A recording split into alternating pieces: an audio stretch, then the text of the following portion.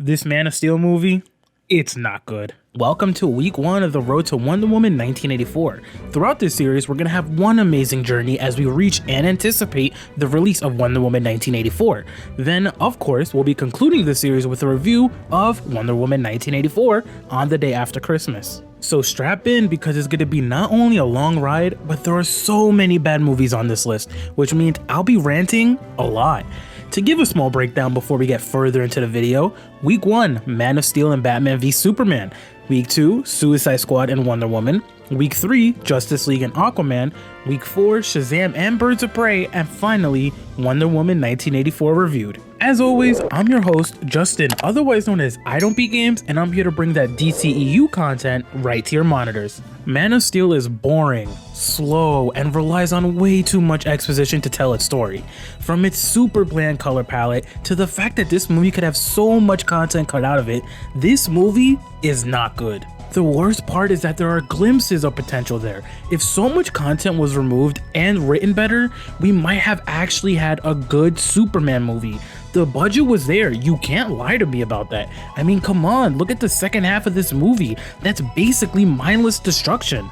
The best part of this movie is that there are some shots of Superman that look dope, there are certain parts of action sequences that are at least semi-entertaining, and then there's the part when the movie ends. That's it. I cannot emphasize how tired this movie made me as I watched it. Anyways, let's do what we gotta do and go through the entire movie. Don't worry, I condensed 2.5 hours of nonsense just for your entertainment. Krypton is doomed. At least that's what it looked like. I'm not gonna lie, the entire beginning portion of Man of Steel was so damn boring. It did nothing for me at all. Yeah, sure, it starts with Superman being born and General Zod trying to get his parents arrested or whatever for what I can pretty much call reasons, I guess.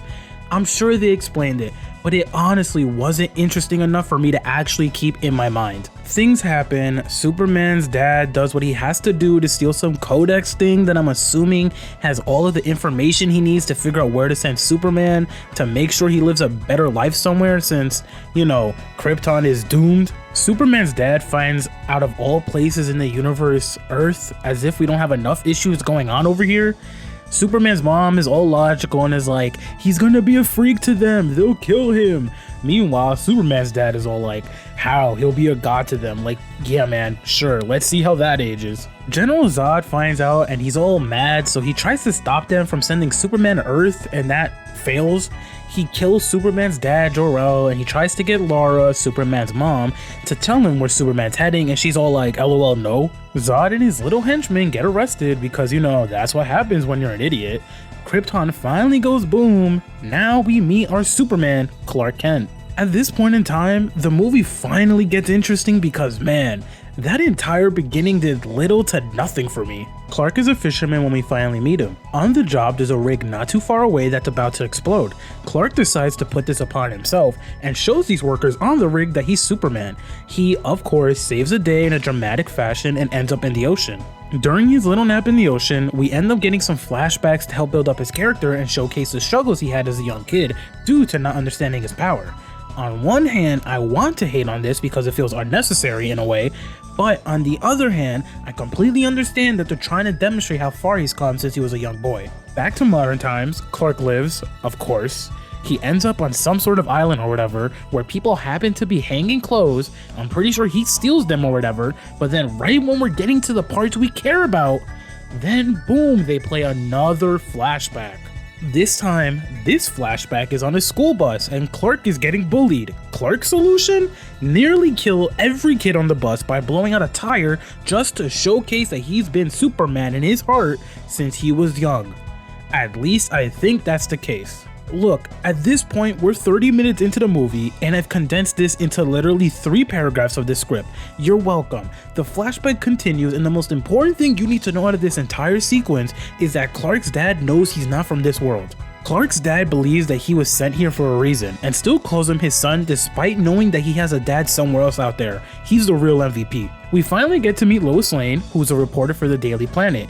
Lois one night ends up following Clark into the spaceship. The spaceship clearly belonged to Clark's parents or whatever. Clark on one hand is trying to figure out more about this spaceship. While snooping around, Lois gets attacked by some space alien thing that's in the ship, and of course, Clark saves the day. I mean, what else did you expect? The ship comes to life, and then the next thing you know, we're listening to Lois read her article out loud. She pretty much comes to the conclusion that her rescuer, Clark, and the ship that they found both don't originate on Earth. Lois's boss ain't having her story, so Lois, being a reporter, she plans to leak the story online to make sure Clark knows one way or another that she knows the truth.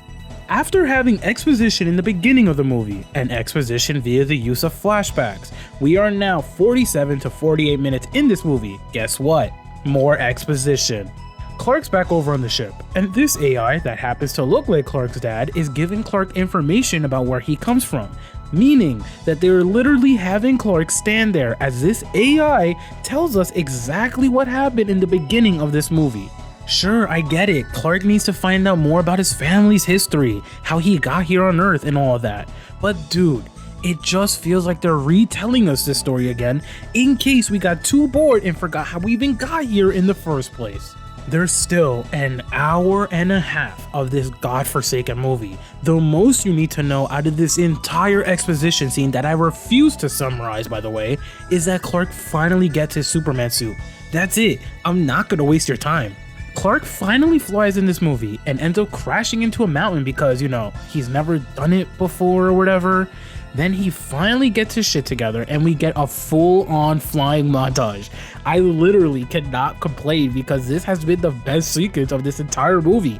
Everything else has been trash.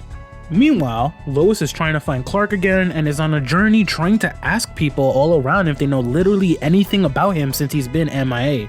Lois finally tracks down where Clark's mom, Martha, lives and finds out that Clark's dad has passed away. Clark is suddenly here and finally talks to Lois. They have a small conversation in which Clark reveals that he's willing to disappear again because he might not want his story told. Lois says a line about him being unable to because it requires him to stop helping people, which she senses is not an option for him. Guys, literally 7 minutes ago in this movie, we had a full scene of exposition retelling us how we got to this point in the movie. Now we're getting a flashback to reveal to us that Clark once said to his dad that he simply wants to do something with his life. This isn't clever storytelling. This legitimately just feels like a lazy way to justify the fact that what Lois said is true, as if we all don't know this is about Superman. We don't need a scene like this at all. You know what they do to make this flashback impactful?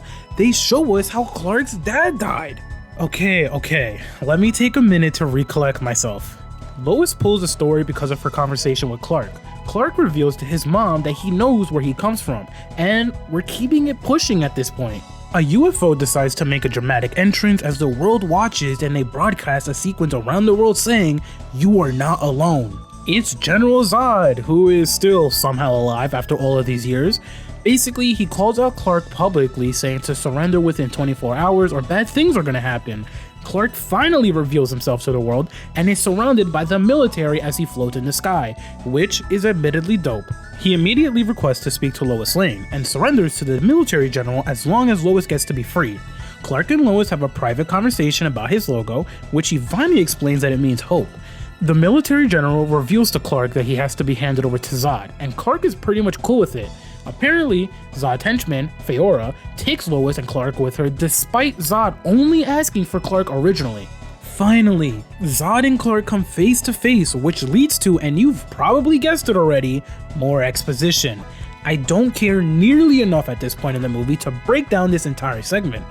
But all you need to know is Zod gives Clark the entire breakdown of what happened to him and how he made his way to Earth. By the way, there's still an hour left of this fucking movie. Zod finally reveals his master plan to Clark. Use Earth as a foundation so Krypton can live again.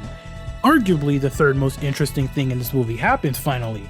Lois has the command key that Clark's been holding onto and uploads it to the ship that they're on. Clark's AI dad appears, and they go on a little bonding experience that results into Lois escaping the ship. Meanwhile, Clark finally sees his AI dad one last time, who explains that he wanted Clark to learn what it meant to be human first.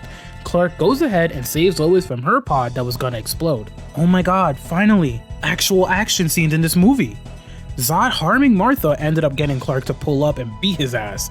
Zod runs away because he can't handle all of his senses getting overworked since he can't focus on Earth's atmosphere. This then leads to what could have been a super hype fight, but the military pulls up and ruins literally everything. They just open fire on Clark and two of Zod's henchmen that were about to fight.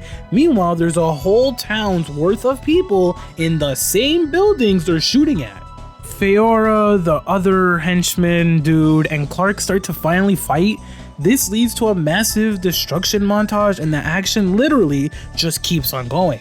I've spent well over an hour and we're just now getting any action. This movie sucks and there's still 45 minutes left. Zod's ship suddenly comes back, picks up Feora, who is injured, and then zooms away again. At this point, everything is beginning to blur the lines because it's all nonsense. But the most important thing you need to know is there's more destruction. It's just destruction here, there, and everywhere as Zod begins to finally start his plans of using Earth to form the next Krypton. Superman, Lois, and the military general pretty much go over a plan that contains logic that I'm too stupid to explain that can save Earth. This entire segment of the movie becomes one big massive montage of hype music, scientific destruction, shot to the military in the air, and Superman doing dope shit in the air. Finally, we get a more focused scene. Zod confronts the AI version of Superman's father, they debate, and of course, Zod being the villain he is, destroys the AI. Superman confronts Zod and begins to break his ship. Meanwhile, Feora takes it upon herself to try to steal the commander key that Lois and friends are protecting. This backfires because the pilot crashes it directly into one of Zod's space pod things. Lois falls out of the military aircraft, which causes Superman to go and save her. They finally kiss after, basically being in love for the entire movie. Zod's still alive, so that's cool, I guess. He and Superman finally fight each other, causing an even more ridiculous amount of destruction, as if there wasn't enough. Their fight, of course, is a hype montage with hype music that ends with Superman winning the fight. The movie begins to wind down as Martha and Superman visit his father's gravestone, talking about how his father believed in Superman since he was a kid. Clark finally gets a damn job to pay for all of the destruction he's caused. Okay, I'm kidding. However, he does get a job at the Daily Planet and this movie finally fucking ends. What we have learned here is that this movie sucks. It isn't good. The best parts of the movie don't happen till way later on, like almost an hour and 40 minutes in is when it gets interesting. There's way too much exposition and so much of this nonsense could have gotten cut out because I feel like I had 3 hours of my life taken away for your entertainment. Can we just get to Wonder Woman already? I'll see you guys in my next video after I spend another 3 hours of my life watching Batman v Superman. As always, I'm your host, Justin, otherwise known as IDontBeatGames, and I'm here to bring that DCEU content right to your monitors.